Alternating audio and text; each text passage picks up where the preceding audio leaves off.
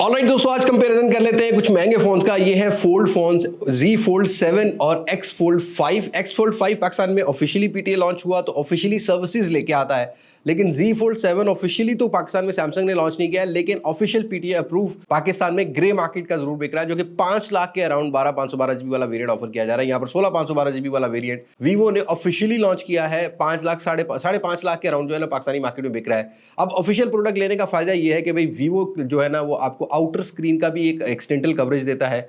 12 महीने तक अगर एक्सटेंटल कवरेज लेनी हो आपने, फोन की स्क्रीन फ्रंट साइड वाली टूटती है तो वीवो क्लेम करके दे सकता है। इवन अगर इनर स्क्रीन में भी कोई मसला आ जाता है तो भाई आपके लिए 24% आपने पे करना है और आप 24 महीने के लिए इसको जो है ना वो आप रिप्लेस करवा सकते हो। तो आप कुछ ना कुछ यहाँ पर जो है ना वीवो अपनी प्रीमियम सब्सक्रिप्शन के हिसाब से सर्विसेज ऑफर कर रहा है, जो कि आपको सैमसंग में ऑल्दो उस तरीके से देखने को नहीं मिलती, क्योंकि सैमसंग में आपको ये चीज़ जो है ना वारंटी क्लेम करते हुए थोड़ा सा फील होगा। बाय द वे इन चीज़ों को भी साइड पे रखते हैं, इनको लास्ट में भी ज़रा डिस्कस कर लेंगे, लेकिन हम लोग overall form factor and look की बात करते हैं। अब यहाँ पर दोनों ही phones till now are the thinnest phone in fold series.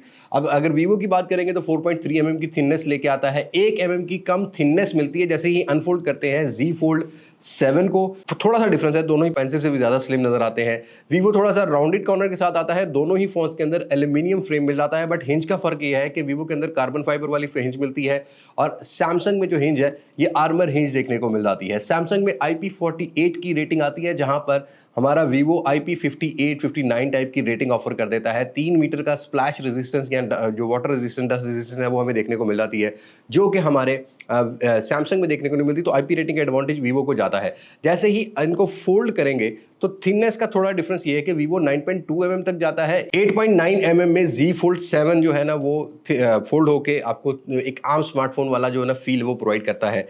Form factors थोड़े से डिफरेंस है, जैसा कि मैंने बताया ना कि आपको वीवो थोड़ा सा रियर पर एक बड़ा चंकी कैमरा मॉड्यूल लेके आता है। बैक पर जो ग्लास फाइबर ग्लास टाइप की आपको जो है ना बिल्ड क्वालिटी मिलती है। यहाँ पर गोरिल्ला ग्लास विक्टस 2 वाली बैक हमें देखने को मिल जाती है। स्मजेस दोनों ही कम कैच करते हैं, ऑल्दो वीवो का थोड़ा मुझे कम नजर आया है, बट सैमसंग स्मजेस जरूर कैच करता है। सैमसंग में वर्टिकल शेप में कैमरा मॉड्यूल और लास्ट 3 जनरेशन से यही टाइप के ही कैमरा मॉड्यूल आपको सैमसंग में देखने को मिल रहे हैं। इन एंड फील से थोड़ा लाइट वेट है, 216-17 ग्राम का वेट Z Fold 7 ऑफर करता है। 230 से 35 ग्राम का वेट हमें वीवो में भी देखने को मिल जाता है। और वीवो ने 6 लाख बार फोल्ड अनफोल्ड करके क्लेम किया है कि भाई इसको 6 लाख बार फोल्ड अनफोल्ड किया जा सकता है, बट सैमसंग को 5 लाख बार सैमसंग ने क्लेम किया। तो ये चीज़ें आपने देख लेनी है पहले लेने से। ओवरऑल IP रेटिंग और ड्यूरेबिलिटी दोनों की अच्छी है, बट IP रेटिंग का एडवांटेज वीवो को जाता है। बट डेफिनेटली एक थोड़ा सा बड़ा कैमरा मॉड्यूल से ज़रा वेट ऐसा होता है कि थोड़ा वेट डिस्ट्रीब्यूशन ऊपर साइड पर ज़्यादा हो जाती है, तो जब आप कैरी करते हो तो आपको ये चीज़ फील आती है कि ये ऊपर वाली साइड से थोड़ा सा झुकेगा।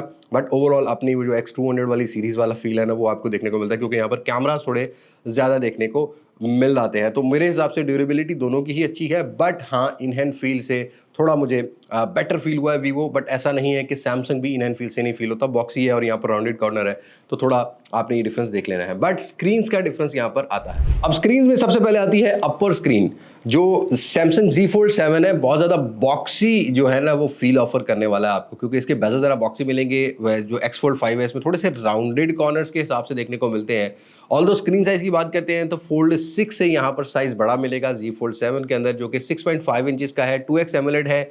अगर आप पिक्सल्स देखोगे ना तो यहाँ पर आपको 1080x2520 वाले पिक्सल मिलते हैं। 422 का PPI मिलता है। 120 हर्ट्ज का refresh rate always on display है और सामने वाली साइड पर गोरिल्ला ग्लास सेरेमिक 2 की प्रोटेक्शन मिल जाती है। बट वीवो का जो स्क्रीन साइज है वो भी आपको 6.53 इंचेस का मिलता है। दोनों ही खैर LTPO पैनल लेके आते हैं, लेकिन पिक्सल्स का यहाँ पर थोड़ा सा डिफरेंस होने वाला है, क्योंकि जो वीवो का डिस्प्ले है ये ऑफर करता है 1172x2748 के पिक्सल्स और 457 का PPI ऑफर करता है। डॉल्बी विजन की भी सपोर्ट लेके आता है, बट पीक ब्राइटनेस निट्स का काफी ज्यादा डिफरेंस मिलेगा। वीवो के फ्रंट साइड पर आपको आर्मर ग्लास जनरेशन 2 देखने को मिल जाता है। ऑलवेज ऑन डिस्प्ले ये भी सपोर्ट करता है। 120 हर्ट्ज ये भी सपोर्ट करता है। बट डे लाइट में हमने बहुत जगह नोटिस करके देखा है कि सैमसंग का डिस्प्ले ज्यादा विजिबल नहीं होता। हार्श लाइट में जो ब्राइटनेस है वो इतनी नहीं है। वीवो का डिस्प्ले काफ़ी ज़्यादा ब्राइटर है, ऑल्दो स्मूथ दोनों ही हैं, लेकिन HDR कंटेंट जब हम कंज्यूम करते हैं तो सैमसंग थोड़ा HDR बेटर प्रोवाइड कर देता है। ऑल्दो दोनों का ही डिस्प्ले मेरे हिसाब से टॉप नॉच, अगर आप इंडोर एंजॉय करते हो, गाड़ी वाड़ी में देखते हो, यहाँ आपको ज़रा लाइट ज़्यादा नहीं है। लेकिन अगर आउटडोर विजिबिलिटी की बात करेंगे तो क्लियरली यहाँ पर आउटर जो डिस्प्ले है उसका एडवांटेज वीवो को जाता है, क्योंकि वीवो काफ़ी ज़्यादा ब्राइटर डिस्प्ले ऑफर कर देता है। लेकिन इनर डिस्प्ले की बात करते हैं तो दोनों ही फोन्स के अंदर ऑलमोस्ट 8 इंचेस का मिलता है। बस वीवो का जो डिस्प्ले थोड़ा बड़ा है, 8.03 इंचेस का है दोनों ही फोन्स के अंदर। LTPO पैनल्स लेके आते हैं, दोनों ही 120 हर्ट्ज का रिफ्रेश रेट लेके आते हैं। बट यहाँ अगर पिक्सल्स की बात करेंगे तो सैमसंग में 1968 बाय 2184 के पिक्सल मिलते हैं, जहाँ पर 2200 बाय 2480 के पिक्सल हमारा वीवो ऑफर करता है। और वीवो में जो पिक्सल डेंसिटी है, PPI है, वो 412 की मिलती है, जहाँ पर 368 का PPI सैमसंग में मिलता है। वीवो में 91% का स्क्रीन टू बॉडी रेशियो मिलता है, सैमसंग में जो है वो 90% का मिलता है। अगेन दोनों ही 4K यूट्यूब वीडियोस ऑफर कर देते हैं। वीवो की पिक्सल डेंसिटी भी अच्छी है और ब्राइटनेस लेवल का भी ये फर्क है कि सैमसंग के अंदर यहाँ भी ब्राइटनेस डे लाइट की हमें इतनी बेटर देखने को नहीं मिली है। सैमसंग के अंदर जो पीक ब्राइटनेस निट्स है वो 2600 का देखने को मिलता है, जहां पर वीवो हमें ऑफर करता है 4500 का पीक ब्राइटनेस निट्स। बाकी आप OTT प्लेटफॉर्म एंजॉय करते हो, HDR दोनों का ही अच्छा है। मुझे थोड़ा सा बेटर HDR में सैमसंग ज़रूर लगता है। अगर मैं इंडोर जो विजुअल एक्सपीरियंस की बात करता हूँ, दोनों ही फ़ोन्स के डिस्प्ले स्मूथ चलते हैं, टच बिल्कुल फिट है। और प्रोटेक्शन की अगर हम लोग बात करते हैं, सैमसंग क्लेम करता है कि 50% थिकर अल्ट्रा थिन ग्लास यहाँ पर यूज़ किया है, जो कि ज़्यादा ड्यूरेबल है, लास्ट जनरेशन से। और ग्रेड 4 का टाइटेनियम यहाँ पर लेटेक जो है वो यूज़ किया गया है। जहाँ पर वीवो ये क्लेम करता है कि X Fold 5 में ये एक वाहिद फोल्डेबल है, जहाँ पर जो triple layer screen protection use की गई है, जो कि 30% पंक्चर रेजिस्टेंस है प्रीवियस जनरेशन से। वैसे ऑनेस्टली स्पीकिंग स्क्रीन इनर वाली जो है ना वो फोल्ड 7 सीरीज़ अगर हम देखते हैं, फोल्ड की सीरीज़ देखते हैं सैमसंग में, उनमें ज़्यादातर यूज़र्स को जो अंदर वाली स्क्रीन की प्रॉब्लम है वो फेस हुई है। और डेफिनेटली ये चीज़ बहुत ज़्यादा डिपेंडेंट होती है फोल्ड फोन्स में। और ये क्लेम मेरे भी कुछ दोस्तों के साथ प्रॉब्लम आ चुकी है। Z Fold 7 में लिटरली कुछ 7-8 दिन के अंदर, ये कुछ वीडियोस में आपकी स्क्रीन पे चला रहा हूँ, ये लिटरली 7-8 दिन के अंदर उनका फ़ोन खुद ब खुद जो है, मैंने ऑलरेडी ट्वीट भी किया हुआ है इसके ऊपर, खुद ब खुद चलना बंद हो गया भाई। मतलब अंदर वाली स्क्रीन के अंदर कोई ये प्रॉब्लम आते हैं तो हाँ, वारंटी के अंदर अगर प्रोडक्ट होती है, सर्विसेज के अंदर होती है, तो यहाँ पर ये चीज़ क्लियरली एडवांटेज आता है वीवो को। ऑल्दो वीवो के अंदर कोई इशू मैंने अभी इंटरनेट एक्सप्लोर करके देखा है, मुझे अभी तक किसी भी यूज़र का क्लेम, चाहे इंटरनेशनल मार्केट हो चाहे लोकल मार्केट हो, ये जो स्क्रीन वाला क्लेम है ये नहीं मिला है, जो कि Z Fold 7 के अंदर ये प्रॉब्लम आता है। तो लेने से पहले ये चीज़ देखनी है कि ऑफिशियल प्रोडक्ट कौन सी है या क्लेम किसका मिल सकता है, तो ये आपने देख लेना है। Z Fold 7 के अंदर रिपोर्टेडली बहुत ज़्यादा क्लेम इनर स्क्रीन के जो पंक्चर वाले हैं, या ब्लैक स्क्रीन हो जाना, या एक साइड जो है ना उसका प्रॉब्लम हो जाना, ये मुझे बहुत ज़्यादा देखने को मिले हैं। तो यहाँ पर क्लियरली स्क्रीन के हिसाब से तो भाई मुझे कोई डाउट नहीं है कि Vivo has a better screen rather than a Z Fold 7। और यहाँ एक्सपीरियंस अगर Z Fold 7 या 6 का देखता हूँ ना, कोई फ़र्क नहीं है, बस स्क्रीन साइज़ का ही फ़र्क डाला गया है। तो पिक्सल के हिसाब से भी वीवो का डिस्प्ले मुझे थोड़ा बेटर लगा है। और हार्डवेयर की बात कर लेते हैं। देखो भी सैमसंग की सबसे बड़ी USP ये है कि ये एंड्रॉइड अपडेट्स देता है 7 साल के, और अपनी सिक्योरिटी पैच लेवल भी 7 साल के ऑफर करता है। और दूसरा One UI 8 लेके आता है, ये तो एडवांटेज है। जहाँ पर वीवो के फोल्ड की बात करते हैं तो यहाँ पर आपको 4 साल की जो है वो एंड्रॉइड अपडेट देखने को मिलेंगी, 5 साल की सिक्योरिटी पैच देखने को मिल जाएंगे। हार्डवेयर में Snapdragon 8 Gen 3 Vivo X Fold 5 में मिलता है, जो कि 3.3 GHz की क्लॉक स्पीड लेके आता है। वहीं पर इस टाइम का सबसे फास्टेस्ट हार्डवेयर हमें हमारे जो है सैमसंग में देखने को मिलता है। स्नैपड्रैगन 8 एलीट है, ये 4.47 GHz पर देखने को मिलता है। एड्रीनो 830 का GPU है, वीवो में 750 का GPU है, वीवो 16 GB रैम LPDDR5X और UFS 4.1 की स्टोरेज लेके आता है, जो कि जो 512 GB की स्टोरेज है। सैमसंग में LPDDR5X ज़रूर मिलती है, बट UFS 4.0 का स्टोरेज है। बट UI का एडवांटेज थोड़ा सा है। बट सबसे पहले हमने CPU थ्रॉटल टेस्ट जो है ना वो देखा, 2-3 दफ़ा हमने टेस्ट किया है। सैमसंग के अंदर इस वाले हार्डवेयर को मज़ीद ऑप्टिमाइज़ करने की ज़रूरत है, काफ़ी ज़्यादा ब्लीड होता है। मतलब score literally 40 to 50% he handle कर पाता है CPU थ्रॉटल टेस्ट के। एक बार नहीं, हमने कई बार रन करके देखा है। एक बार तो बिल्कुल ही भाई ये मतलब लो बैटरी के हिसाब से भी देखा, और थोड़ा सा चार्ज 50% से ऊपर भी बैटरी करके देखी। इवन वीवो की अगर आप बैटरी देखोगे इस क्लिप पे तो ज़्यादा लो थी, बट वीवो कंसिस्टेंट रहता है अपनी CPU की स्पीड से। और सैमसंग के फ़ोन के अंदर हमें हीटिंग ज़्यादा फील हुई है। जो 8 एलीट है ये थोड़ा थ्रॉटल करता है। बाकी अगर आप डे टू डे यूजेज की बात करते हो, जैसा कि किसी ऐप को रेंडर करना है या Antutu बेंचमार्क्स जो है वो रन करने हैं, Antutu बेंचमार्क्स में भी अगर आप डिफरेंस करते हो ना भाई, तो 19,37,000 के अराउंड जो है ना वो सैमसंग हिट करता है, और 19,10,000 के अराउंड कहीं ना कहीं वीवो हिट करता है। तो बेंचमार्क स्कोर में भी ज़्यादा फ़र्क है, तो 30,000 का आपको ज़्यादा डिफरेंस देखने को मिलेगा। इससे ज़्यादा डिफरेंस देखने को नहीं मिलेगा बेंचमार्क स्कोर्स के हिसाब से। लेकिन ओवरऑल नॉर्मल यूजेज के हिसाब से दोनों ही फ़ोन्स ठीक है। और 8 एलीट जो है ना, अगर गेमिंग करते हो ना, 120 FPS प्रोवाइड करता है। बट डेफिनेटली हीटिंग टेस्ट देख लेना आप, पहले कुछ रिव्यूअर्स के भी देख लेना। हीट जनरेट करता है Z Fold 7, जहाँ पर PUBG 90 FPS की हमें 8 Gen 3 में मिलती है और 8 Gen 3 लास्ट ईयर का फ्लैगशिप प्रोसेसर था, तो काफ़ी तगड़ी परफॉर्मेंस ऑफर कर देता है। बट डेफिनेटली नंबर या लेटेस्ट जनरेशन के हिसाब से अगर हार्डवेयर को देखना हो या UI की अपडेट्स का एडवांटेज की बात करते हो तो सैमसंग को ये चीज़ ज़रूर जाती है।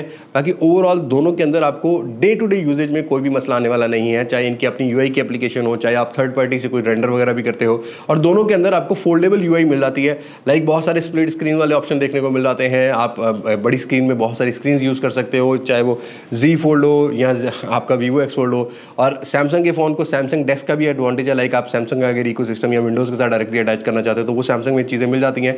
Vivo के अंदर आपको थर्ड पार्टी कुछ एप्लीकेशन जो है वो यूज़ करनी पड़ती हैं। तो डेफिनेटली यहाँ पर परफॉर्मेंस के हिसाब से मेरे हिसाब से तो टाई है, लेकिन CPU का थ्रॉटल टेस्ट देख लेना है आपने Z Fold 7 में।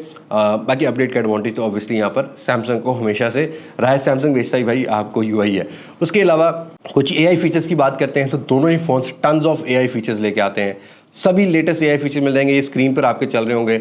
आप मतलब इस हार्डवेयर के साथ अच्छे AI फीचर्स को भी आप एंजॉय कर सकोगे। अब कैमरा पार्ट की बात करते हैं, देखो भी कभी भी किसी फोल्डेबल कंपनी ने ये नहीं कहा कि हमारा टॉप नॉच कैमरा वो वाला जो नॉर्मल स्मार्टफोन में मिल रहा होता है वो चीज़ मिलती है। बट इस दफ़ा अगर आप देखते हो ना Vivo की स्पेक्स के बैक साइड के कैमरा की स्पेक्स में, तो यहाँ पर आपको वो सारे जो लेंसेज होते हैं जो कि एक नॉर्मल स्मार्टफोन में होते हैं वो मिल जाते हैं। ऑल्दो Z Fold 7 भी कम नहीं है। रियर साइड पर Vivo के अंदर 50 मेगापिक्सल का ही मेन कैमरा मिलता है जो कि Sony IMX 921 वाला है, और 50 मेगापिक्सल का अल्ट्रा वाइड सेंसर है। 50 मेगापिक्सल का ही टेलीफोटो लेंस आपको देखने को मिल जाता है जो कि 100 mm तक की फोटोज ऑफर कर देता है। ये स्पेक्स बता रहा हूँ, फिर बाद में जाके फोटोज की बात करते हैं। जहाँ पर Z Fold 7 में ट्रिपल कैमरा सेटअप है, जहाँ पर मेन सेंसर 200 मेगापिक्सल का, और ये वो सेंसर है जो कि सैमसंग की S25 सीरीज में यूज किया गया है। तो मेगापिक्सल काउंट के हिसाब से यहाँ पर नंबर तो ज़्यादा मिल रहा है आपको। बाकी अल्ट्रा वाइड सेंसर यहाँ पर आपको जो है 12 मेगापिक्सल का मिलता है और 10 मेगापिक्सल का एक टेलीफोटो लेंस देखने को मिल जाता है। रियर पर 4K 60 FPS अगर आप वीडियोस रिकॉर्ड करते हो तो यहाँ पर मैक्सिमम कैपेबिलिटी ये चीज़ है। अब वैसे तो आप अगर डिटेल देखोगे तो सैमसंग थोड़ा ब्राइटर साइड पर और अच्छा खूबसूरत वीडियोस प्रोवाइड कर रहा है। Vivo थोड़ा डार्कर साइड पर रहता है वीडियोस के हिसाब से, तो ये चीज़ आपने देख लेनी है। बट जैसे ही आप टेलीफोटो लेंस पर शिफ्ट करोगे तो Vivo can capture at better detail, और 1080p 30 FPS पर दोनों ही फोन रियर साइड पर बुके वीडियो भी रिकॉर्ड कर सकते हैं। तो आज के टाइम में अगर फोल्डेबल के अंदर अच्छे कैमरास देखोगे ना तो भाई ये दोनों फोन आपकी प्रायोरिटी में होने चाहिए, बिकॉज इन दोनों के अंदर आप वीडियो ज़्यादा अच्छी रिकॉर्ड कर सकते हो। बट मैंने जो ज़्यादातर नोटिस किया कि Z Fold 7 वीडियोज़ में बेटर वीडियोस को रिकॉर्ड कर रहा था कंपैरेटिवली हमारे Vivo X Fold 5 main sensor से। जैसे टेलीफोटो लेंस पे शिफ्ट करोगे तो यहाँ पर डिफरेंसेस में मुझे थोड़ा सा Vivo X Fold 5 बेटर लगा है। बट ओवरऑल दोनों ही स्टेबलाइजेशन अच्छी रखती हैं, और जो स्क्रीन को स्प्लिट करके आप अपनी ही ये मतलब ऐसे फ़ोन्स हैं जहाँ पर आप सेल्फी भी जो है ना वो आप ठीक ठाक हाईएस्ट मेगापिक्सल पर ले सकते हो या वीडियो रिकॉर्ड कर सकते हो। अल्ट्रा वाइड सेंसर से 4K 60 FPS की वीडियो रिकॉर्ड कर सकते हैं। अगेन सैमसंग को मुझे थोड़ा सा एडवांटेज देना पड़ेगा, कलर पॉपअप मिलते हैं, डायनामिक रेंज जो HDR है वो अच्छा काम करता है। तो वीडियोस के हिसाब से रियर कैमरा में सैमसंग जो फ्रंट स्क्रीन और इनर कैमरा है वहाँ पर 2020 मेगापिक्सल के Vivo में लगाए गए हैं जो कि 1080p 30 FPS ही मैक्सिमम रिकॉर्ड कर सकते हैं। इधर सैमसंग वाली साइड पर 10-10 मेगापिक्सल के कैमरे हैं, लेकिन ये 4K 60 FPS तक वीडियो रिकॉर्ड कर सकते हैं। और सीरियसली में मुझे मतलब 10 मेगापिक्सल की क्वालिटी कंपैरेटिवली 20 मेगापिक्सल जो इनर स्क्रीन है या आउटर स्क्रीन है मुझे थोड़ी बेटर लगी है। कैपेबिलिटी बेटर लगी है सैमसंग के अंदर। फोटोज़ वगैरह भी खींचनी हो तो थोड़ा मुझे डिटेल बेटर देखने को मिली है सैमसंग के जो फ्रंट कवर स्क्रीन है और इनर स्क्रीन का जो कैमरा है। अगेन हम थोड़ा सा रियर कैमरा पे आ जाते हैं। रियर कैमरा में भाई जो स्लो मोशन है Samsung can record 4K 120 FPS जो कि बेटर होंगे X Fold 5 से। तो यहाँ पर मुझे जो वीडियो रिकॉर्डिंग है वो मुझे सैमसंग की ज़्यादा बेटर लगी है कंपैरेटिवली X Fold 5। बट ऐसा नहीं है कि Vivo X Fold 5 अंदर की जान नहीं है। आप फोटोज़ पे जैसे ही आते हो ना तो Vivo can capture a better photos, इधर वो अल्ट्रा वाइड सेंसर हो, इधर वो आपका 1x हो 2x हो, और जैसे ही टेलीफोटो लेंस पर आप शिफ्ट करते हो तो Vivo की डिटेल्स बेहतर होती हैं, कलर्स बैलेंस बड़े अच्छे तरीके से करता है, जो कि जो सैमसंग को स्टिल अभी इस चीज़ के अंदर I think Samsung need improvement. यहाँ पर सैमसंग को इम्प्रूवमेंट की ज़रूरत है। और ऐसे ही पोर्ट्रेट्स के अंदर भी हमने बहुत सारे सिनेरियोज में जो है ना वो नोटिस किया है। लाइट अच्छे तरीके से Vivo बैलेंस करता है, थोड़ा सा ब्लर अच्छा प्रोवाइड करता है, और DSLR वाली फील जो है वो Vivo मिलती है। सैमसंग थोड़ा बहुत स्ट्रगल करता है, बट ऐसा नहीं है कि अगर हम फोल्डेबल फोन्स को देख रहे हो तो टॉप नॉच वो आम स्मार्टफोन वाला कैमरा जो है ना वो हम जो ढूंढ रहे हो। बट डेफिनेटली फोटोज़ के हिसाब से यहाँ पर चाहे वो इंडोर हो चाहे वो आउटडोर हो, Vivo X Fold 5 फोटोज़ में ज़्यादा बेटर है कंपैरेटिवली सैमसंग। बट वीडियोज़ में सैमसंग थोड़ा बेटर होगा Vivo X Fold 5 से। अब अपने मेन मुद्दे पर आते हैं। देखो भी कनेक्टिविटी दोनों ही फोन्स की अच्छी है, एनएफसी वगैरह वो सारी चीज़ें ठीक चल रही हैं। Even Vivo X Fold 5 was a primary phone before Z Fold 7, तो Z Fold 7 को लेते हुए थोड़ा सा मैं क्यूरियस जरूर था वो स्क्रीन वाले प्रॉब्लम से। लेकिन बैटरीज के अंदर सैमसंग अभी भी 4400 mAh की बैटरी ऑफर कर रहा है और 25 वाट की फास्ट चार्जिंग ऑफर करता है, 15 वाट की वायरलेस चार्जिंग करता है और 4.5 वाट की रिवर्स वायरलेस चार्जिंग सपोर्ट करता है। बट वहीं वीवो वाली साइड पर आते हो तो this is the only phone which fold which can offer you a better battery timing and biggest battery timing and fastest charging. एक तो 6000 mAh की बैटरी है, 80 वाट की जो है ना वो डुअल सेल फ्लैश चार्जिंग लेके आता है, 40 वाट की वायरलेस चार्जिंग लेके आता है, 5 वाट की रिवर्स चार्जिंग भी सपोर्ट करता है। सैमसंग 4400 mAh को चार्ज करता है 1.25 से 1.5 घंटे के अंदर, जहां पर वीवो चार्ज करता है अराउंड 6000 mAh को। वीवो का जो फ्लैश चार्जर है ये इसको 1 घंटे से पहले पहले चार्ज कर देता है। तो डेफिनेटली जो बैटरी टाइमिंग है वो भी वीवो में हमें बेटर मिली है। सैमसंग जैसे ही हम लोग आउटडोर जाते हैं टेस्ट वगैरह बनाने के लिए यूज़ करते हैं तो बैटरी थोड़ी ज़्यादा ड्रेन करता है कंपैरेटिवली Vivo X Fold 5। और यहाँ पर नंबर का बहुत फर्क है और स्क्रीन ऑन टाइम का तो डेफिनेटली फर्क है। जब मैंने इस फोन को अनबॉक्स किया था मैंने तभी बताया था कि मैं इसको 2-4 दिन से यूज़ कर रहा हूँ। तो यहाँ पर आपको बैटरी टाइमिंग के हिसाब से अगर फ़ोन लेना है, सारे वो फीचर्स के हिसाब से लेना है लाइक जो आप एक फोल्डेबल पे एक्सपेक्ट करते हो, तो Vivo X Fold 5 till now yes it is a better choice. It depends on your personal preference, इधर आप किस ब्रांड से लॉयल हो। बट मैं अब कंक्लूड करता हूँ इस कंपैरिजन को। देखो भाई अगर ऑफिशियल लॉन्च हो पाकिस्तान में तो कहीं ना कहीं सोचा जा सकता है, क्योंकि ये स्क्रीन क्लेम है इसका बहुत मैटर आ रहा है, बहुत मसले मसाइल आ रहे हैं, उसकी वजह से थोड़ा सा मुझे लगता है कि लाइक सैमसंग को इस चीज़ को नोटिस करने की ज़रूरत है कि जो इनर स्क्रीन का प्रॉब्लम इनका Z Fold 1, 2, 3 सबसे चलता आ रहा है वो आज भी है। लाइक लेते हुए लोग थोड़ा सा कंफ्यूज होते हैं कि फोल्डेबल फ़ोन क्यों लेना है। वहीं पर वीवो के अंदर अभी तक ये रिपोर्टेडली क्लेम हमें देखने को नहीं मिला है।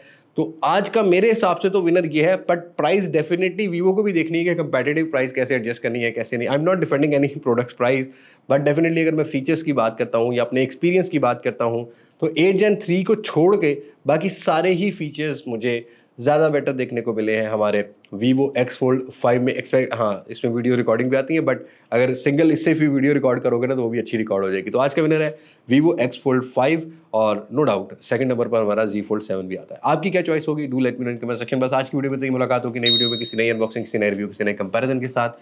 तब तक मुझे दे इजाजत। मैं हूं लिबास मासक से पाकिस्तान पाइंदाबाद। अल्लाह हाफिज़।